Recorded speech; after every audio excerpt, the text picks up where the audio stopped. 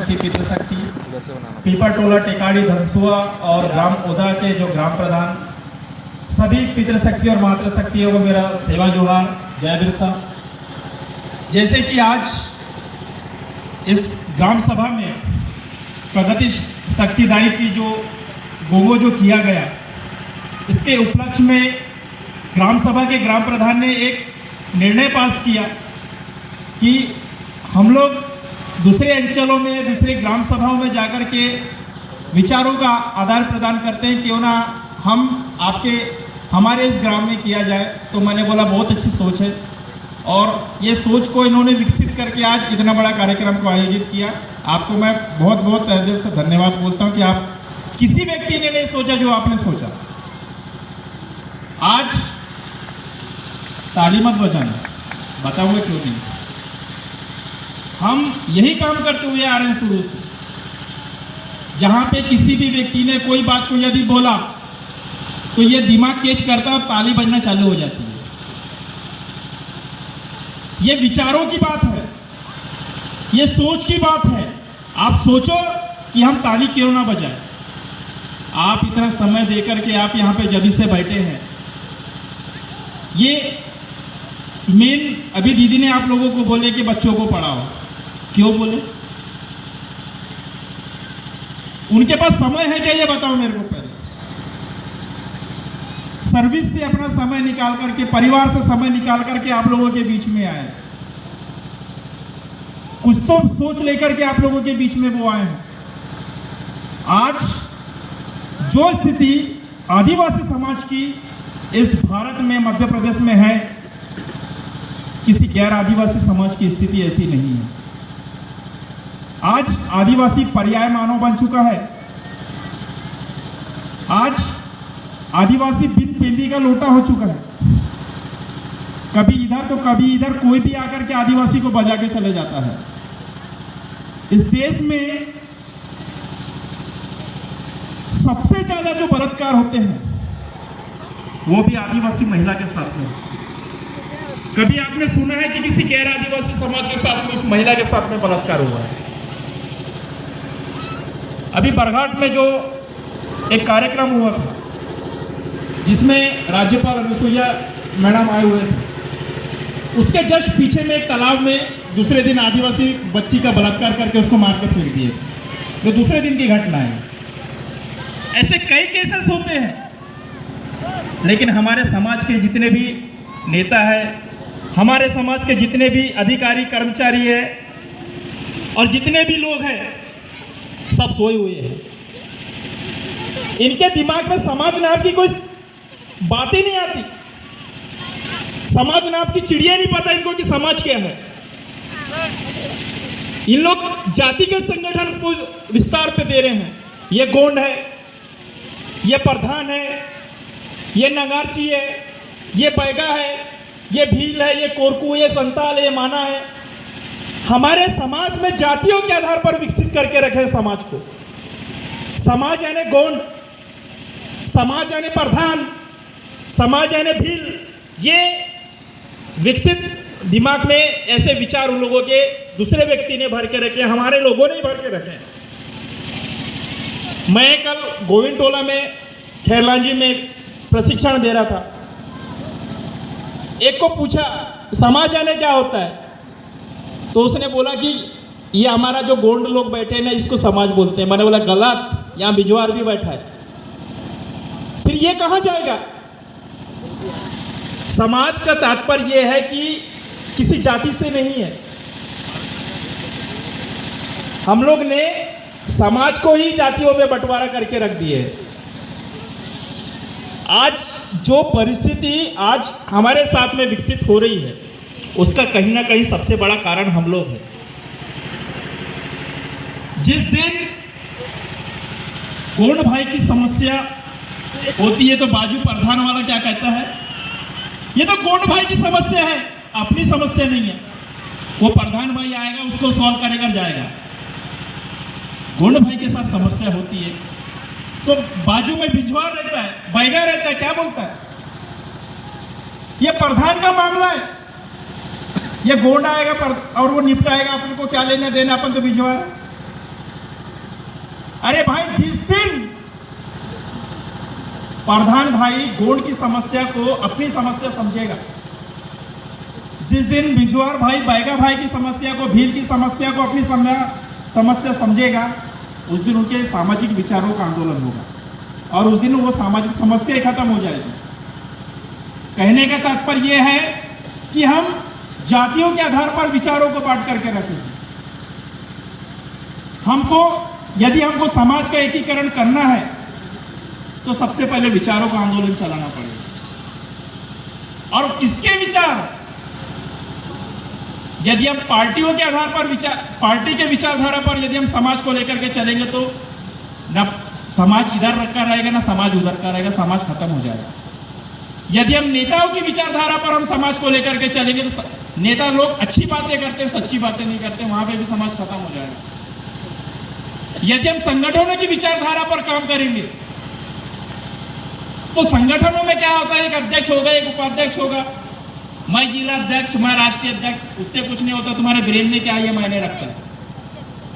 अध्यक्ष तो कोई भी बन जाता है, मायने ये रखता है कि आपके विचार क्या है, आप सोचते क्या हो, समाज जिंदा कैसे रहेगा, उस पर आप लोगों के क्या विचार है, ये सबसे बड़े मायने की बात है। आज जो ये वैचारिक जो ग्राम सभा जो आप लोग ने बनाई है, इस पर आप लोगों को आज से यहां से सीख के जाना पड़ेगा, आपको अमल में लाना पड़ेगा कि आज ऐसी क्या परिस्थिति है जो आदिवासियों के साथ में हम किसकी विचारधारा पर चले। मुस्लिम भाइयों के पास में उनका एक पर्सनल ग्रंथ है जिसका नाम है कुरान शरीफ। उस कुरान शरीफ के बदौलत उसका बच्चा 5 साल का भी बच्चा मदरसा में जाकर के नमाज पढ़ता है, जुम्मा के दिन जाकर के, चाहे वो रिक्शा चलाने वाला रहे या कबाड़ी बेचने वाला रहे, वो अपनी दुकान बंद कर देता है और मदरसा में जाकर के जुम्मा के दिन वो नमाज पढ़ के आता है। उनका खुद का एक सामाजिक पर्सनल लॉ है, उस लॉ के आधार पर उनका समाज संचालित होता है। उनके बड़े बड़े मदरसे हैं, उनके बड़े बड़े हॉस्पिटल्स हैं। एक क्रिश्चियन भाई, उनके पास में बाइबल है, रविवार के दिन उनके चर्चेस रखते हैं, उनका भी खुद का एक पर्सनल लॉ है। उस पर्सनल लॉ के आधार पर उनका समाज संचालित होता है, उसके आधार पर उनका समाज चलता है। उनके बड़े बड़े थीसिस चलते हैं, उनके बड़े बड़े हॉस्पिटल्स है, कॉलेजेस है। एक महार भाई डॉक्टर बाबा साहब अंबेडकर के द्वारा दिया हुआ एक बुद्ध धम्म एक ग्रंथ है उनके पास में, जिसके माध्यम से वो उनका समाज संचालित होता है और उनके खुद के एक पर्सनल लॉ है। आप मेरे को एक बात बता दीजिए, आप सभी लोग जितने मंच पर आकर के बैठे हैं, समाज के सामाजिक बुद्धिजीवी बैठे हैं, हमारे पास में ऐसा कौन सा ग्रंथ है, हमारे पास में आदिवासियों का ऐसा कौन सा पर्सनल लॉ है जो हम अपने बच्चे को दे और बोले नहीं बेटा ये हमारे समाज का ये सामाजिक ग्रंथ है, ये आदिवासियों का पर्सनल लॉ है। इसी लॉ के आधार पर हमको समाज को चलाना है, इसी आधार पर हमारे को समाज को जीवित रखना है, जिंदा रखना है। बताइए मेरे पास में ऐसा कौन सा लॉ है कोई ग्रंथ? आदिवासियों का कोई पर्सनल लॉ है? जब आदिवासियों का कोई ग्रंथ ही नहीं है, आदिवासियों का कोई पर्सनल लॉ है, तो आदिवासी चाहेगा कहां? ये बताइए मुझे। हम गालियां देते हैं कि वो बीजेपी में है, वो कांग्रेस में है, वो गोंडवाना में है। अरे जब आपका खुद का ही पर्सनल लॉ नहीं है तो समाज का विकास ही छोड़ दो ना। फिर ये गोंगो करना, बड़ा देव का पूजा कर लेना, कार्यक्रम कर देना, इससे समाज विकसित नहीं होने वाला है। समाज को यदि विकसित करना है तो यदि इनके सामाजिक विचार नहीं होते तो आज ये आदिवासी समाज अस्तित्व में नहीं होता। हम जो इतिहास पढ़ते हैं वो इतिहास गलत है, क्योंकि अब इसकी जनगणना में धर्म कॉलम को लेकर के डिबेट चल रही है कि आदिवासियों का भी धर्म होना चाहिए। एक तरफ सरना धर्म है, वो आवाज उठा रहा है कि मेरा सरना धर्म है, गोंड बोलता है मेरा गोंडी धर्म है, भील बोलता है मेरा भिलाला धर्म है। मध्य प्रदेश में 46 जाति के लोग आते हैं और 46 जाति के लोग बोलेंगे कि मेरा गोंडी धर्म, मेरा प्रधानी धर्म, मेरा भिलाला धर्म। यदि पूरे लोग पूरे धर्मों में बढ़ जाएंगे तो आदिवासी समाज का इतिहास ही खत्म हो जाएगा। अब करें क्या? ये यदि हम धर्मों के आधार पर चलेंगे तो हम कहते हैं कि हम इस देश के मालिक हैं, इस जल जंगल जमीन ये हमारा है और हम यहाँ के रक्षक है, स्वरक्षक है, प्रगति रक्षक है। कैसे साबित करके बताओगे? ये मुझे बताइए। यदि आप आज 2021-22 की जनगणना में धर्म के कॉलम में आप अपना स्थान पाओगे तो आज से ठीक हिंदू जो रिज्म है 3500 वर्ष पूर्व जो अपना इतिहास बताते हैं, जिस दिन आप धर्म के कॉलम में आप शरण ले लोगे धर्म के आधार पर, आप वर्तमान के कहलाओगे और इतिहास के पन्ने से आपको गायब कर दिया जाएगा। यदि आप संस्कृति के आधार पर बात करते हैं, कोड बिल की मांग करते हैं संस्कृति के आधार पर, तो संस्कृति हमारी लाखों वर्ष पुरानी है। हम संस्कृति के आधार पर यदि हम कोड बिल की मांग करेंगे तो हम उनसे भी पूर्व के कहलाएंगे, तब जाकर के जल जंगल जमीन के मालिक आप कहलाएंगे, अन्यथा आपको समाप्त पूरा खत्म ही कर देगी गवर्नमेंट। इस पर आप लोगों को विचार करना है। आप हर कार्यक्रमों में जाते हैं, आप समाज सेवियां हैं, आप सामाजिक ग्राम सभाओं का आयोजन करो, आप ये विचारों का आदान प्रदान करो जिसके कारण आज हमारे पास में अधिकार मिले हुए हैं। यदि बिरसा मुंडा का आंदोलन नहीं होता तो आज आदिवासियों के पास में 1 एकड़ 2 एकड़ 10 एकड़ जमीनें नहीं होती। सन 1898 का आंदोलन जिसमें 5 लाख आदिवासी लोग मारे गए, उस आंदोलन में एक बिल पास हुआ।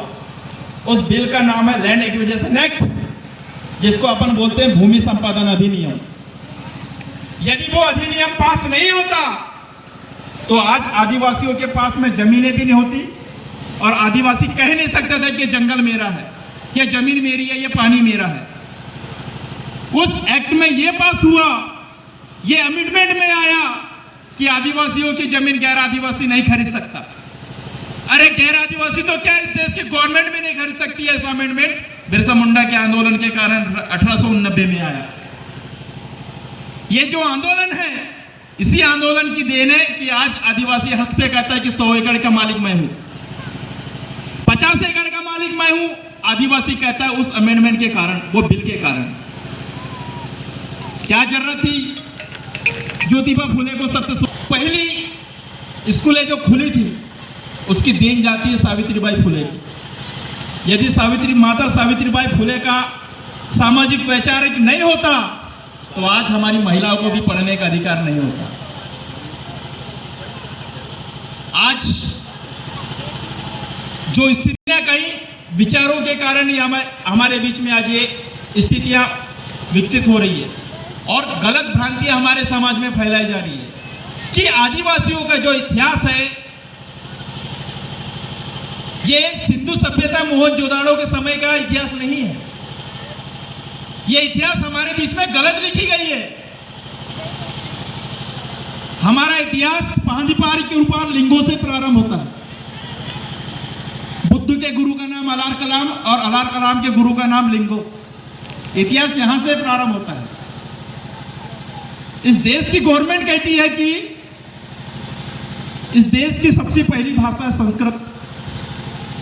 आप मुझे एक बात बताइए कि संस्कृत में आसित का मतलब संस्कृत में क्या होता है और गोंडी में आसित का मतलब क्या होता है? बताइए दीदी, आसित का मतलब गोंडी में क्या होता है? हो गया। आतू, आतू मतलब मेरा हो गया। और सबका बोलेंगे तो बोलेंगे ना। मतलब संस्कृत बाद में आई है, गोंडी पहले आई है। इस पर आप अमल करिए। थ्योरी बनाई थी वो प्रकृति के आधार पर है। तो संस्कृत इस देश की पहली भाषा नहीं है।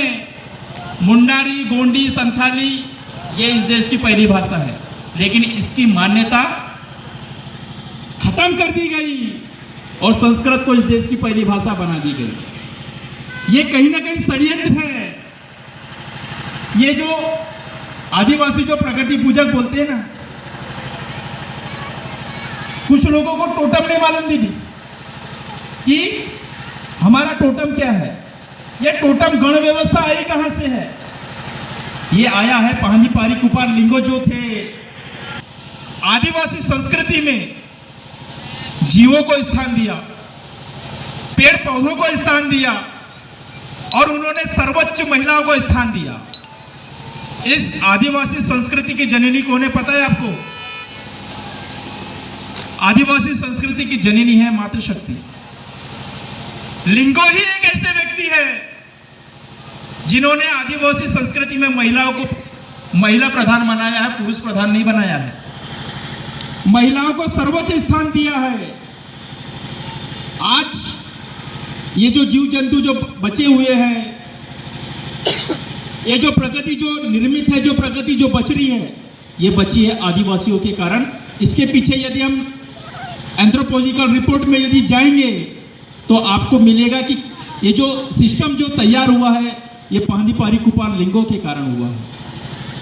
आज आदिवासियों के जो सरने में है मड़ावी, मड़ा यानी क्या होता है, तो वो मड़ा से मड़ावी बना है। आज हमारे बीच में जो गण व्यवस्थाएं हैं, हमारे सरनेम में जो टोटम व्यवस्था जो पानी पारी कुपार लिंगों ने व्यवस्था बनाई है, यदि कोई टेकाम है तो उसका जो टोटम है कछुआ,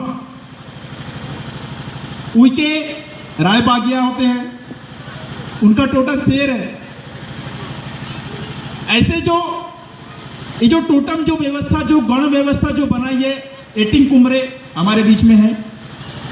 ये जो व्यवस्था जो लिंगों ने बनाई है, ये जो टोटम रखने का तात्पर्य ये है कि किसी भी प्रकार से जो जीव जंतु है उनको भी संरक्षण देने का अधिकार आदिवासियों को दिया गया है। पहले जौ नहीं था, जवार नहीं थे, चावल नहीं था और गेहूं नहीं था, फिर भी आदिवासी जिंदा रहता था। कैसे? उसके जिंदा रहने का सबसे अमुक कारण था प्रकृति। प्रकृति में सबसे अमुक कारण था महुआ, जिसको हम कोया बोलते हैं। उस महुए के पेड़ से आदिवासी बेईमानी नहीं कर सकता, क्योंकि उसी के कारण आदिवासी जिंदा रहा है। उस महुए के पेड़ से जो आने वाला जो महुआ था, उस महुए की रोटी बनाई गई, इड़ुक बनाया गया और उसको खाकर के आदिवासी जीवन यापन किया। तब जाकर के आज आदिवासी उस महुए की पेड़ की पूजा करता है। साहब, मेरा ये बताने का उद्देश्य ये है कि हम जैसे जैसे शहरों की ओर पलायन करते जा रहे हैं, हम अपनी टोटम व्यवस्था, अपनी संस्कृति को धीरे धीरे धीरे खत्म करते जा रहे हैं। आज आप जाति प्रमाण पत्र बनाने भी जाओगे तो उससे पहले एसडीएम आप सबसे पहले सवाल करेगा, 5 सवाल करेगा। दीदी आप लोगों को शायद पता होगा, आपकी टोटम व्यवस्था से लेकर के आपकी गण व्यवस्था से लेकर के आपकी पूजा पद्धति, ये पूरे सवाल आज गवर्नमेंट कर रही है। आदिवासियों का फायदा गैर आदिवासी उठा रहा है। इसके पीछे सबसे बड़ा कहीं ना कहीं कारण आज आप लोग हैं। आज आदिवासियों की जो अवस्था है, आदिवासियों की जो व्यवस्था है और आदिवासियों की जो अवस्था है, जो आवश्यकता है, वो टोटल खत्म हो चुकी है। आज आदिवासी बन चुका है पर्याय मानव। यदि गवर्नमेंट आदिवासी क्षेत्रों में यदि कैंप लगाती है, ब्लड डोनेट का कैंप, यदि किसी को खून की जरूरत पड़ती है तो आदिवासियों का लेते हैं। मैं बोलने के लिए मेरे पास में बहुत कुछ है, मंच से नहीं बोलूंगा मैं। हम लोग प्रशिक्षण देते हैं और आप लोग से एक सामाजिक विनती है कि आप अपने बच्चों को पढ़ाइए, क्योंकि डॉक्टर बाबा साहब अम्बेडकर ने एक ही बात बोला था, शिक्षा वो शेरनी का दूध है जो पिएगा वो दहाड़ेगा। तो आपको उस पर अमल करना है। आप अपने बच्चों को पढ़ाइए और ये उपास रहना बंद करो। सबसे पहले तो जिसको उपास रहना है कलेक्टेड ऑफिस के सामने जाके रहो। अरे वहां उपास रहोगे, खत्म भी हो गए तो आपके बच्चे को, आपके परिवार को कुछ तो मिलेगा। यहां घर में उपास रहोगे, खत्म हो जाए तो कुछ मिलने वाला नहीं। इतना कहकर मैं अपने स्थान को, अपनी वाणी को विराम देता हूं। जय बिरसा।